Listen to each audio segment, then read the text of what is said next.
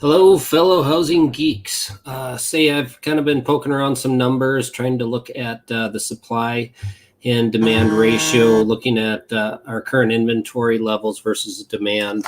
So I wanted to share some figures with you. Not sure what kind of conclusions I've come to on this yet, but I'll share the stats with you and see what you think. So I'm going to share the screen here. And here we go. So I put it in blog format earlier. So basically, there is a housing units to jobs ratio that planners will use to kind of come up with the ideal number of housing units to put into an area. So on this ratio, the ideal is between 1.3 and 1.7 as a ratio. So we'll have 1.3 housing units to every job, so to speak. So 1.5 is kind of that target range that we're getting to. If we go too high on the number, the theory is that people have to commute in, housing prices get too expensive, that kind of thing. If it gets too low, then obviously there's not enough jobs for the market to support the housing needs, and then prices will collapse. They kind of try to hit that ratio, that sweet spot. So I just kind of wanted to put our figures into that ratio and see where we come up with. It's not a science, it's just kind of a benchmark. So I kind of focused in on Minneapolis St Paul because I know the area. I did run Jacksonville, Florida and San Antonio, Texas as comparison, which we'll get into later. But just kind of starting out with the Minneapolis St Paul market. So in March of 2021, based off the Census Bureau, there are 1.8 million jobs in the Twin Cities. And then on the housing units, there is 1,442,000 housing units. So when you divide that ratio out, that's at 1.3. That's on kind of that low end of that recommended. We were kind of trying to target right around that 1.5. So this suggests that there's enough housing units in the Twin Cities. So this would kind of imply that housing demand is super high compared to our supply. So it may not be our supply is short, but the demand is particularly high, which I'm a little surprised. I thought it would be that we have a housing shortage, that we weren't keeping up with it. However, kind of things have changed. So this formula may be changing. There's a lot of things evolving. Commuting in from work, telecommute is kind of changed. The retirement numbers are going up. So the jobs ratio may not be as important. So that's kind of evolving too, but based on what we know, we have plenty of supply based on this ratio here. So they've got some links. I'll put this in the notes on the video here, so you can kind of follow these links to compare to your market. Now what we are is the housing units were from 2019. So I wanted to get into how do we compare that directly to today. We have 2 years, almost 2 years of building. So we know more units were supplied to the market.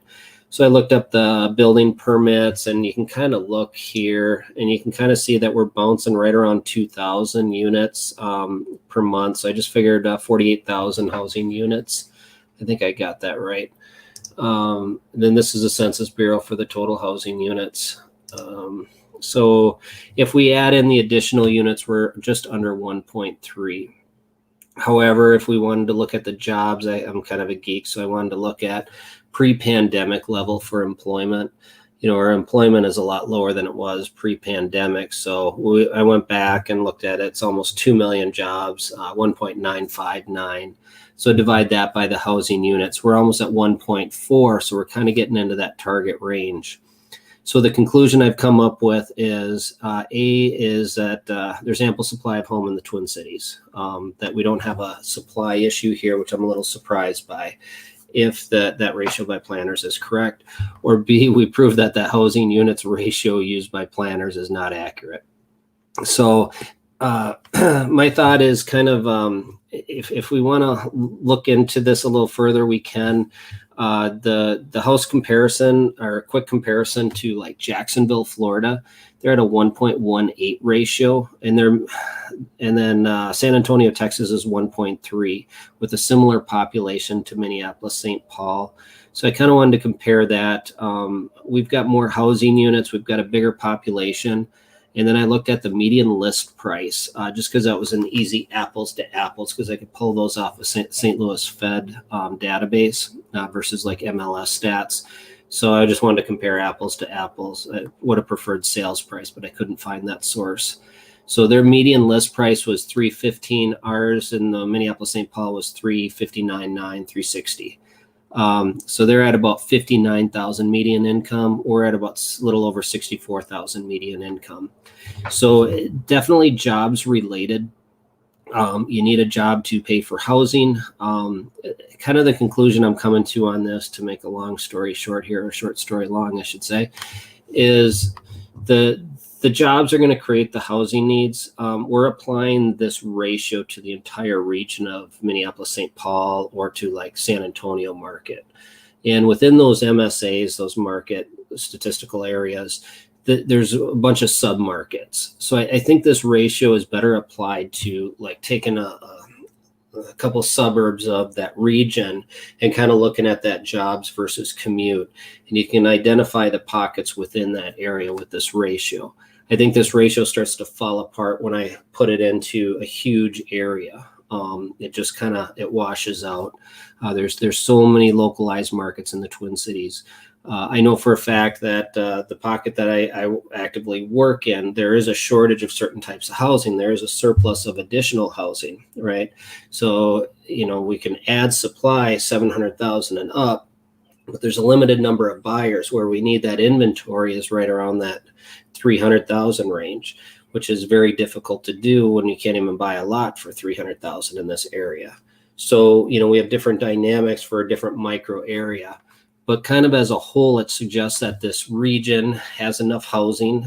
But I think we got to look at it as a closer region. It was just kind of something I played with, just to kind of see where we're at. It does indicate that we have excessive demand versus supply issue, though. So it's something we'll keep watching a little closer. And with that, thanks for looking. And, if you got questions, shoot me a question. I'm always kind of poking around online, trying to answer questions that are rattling around in my head, and sometimes I run down rabbit holes, so a little focus would be good. So that's all I got for today. Hope you have a great weekend. Talk to you soon.